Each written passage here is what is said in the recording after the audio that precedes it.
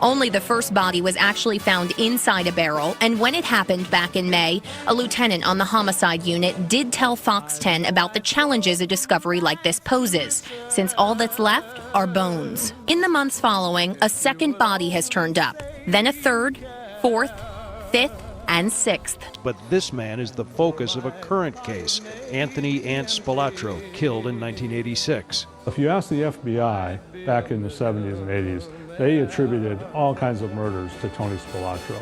Tonight at 10, the I-Team looks into suspicions that Spilatro may have had a hand in depositing bodies now surfacing as this lake near Las Vegas dries up in a drought.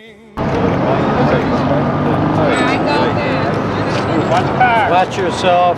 You don't get hit by a car.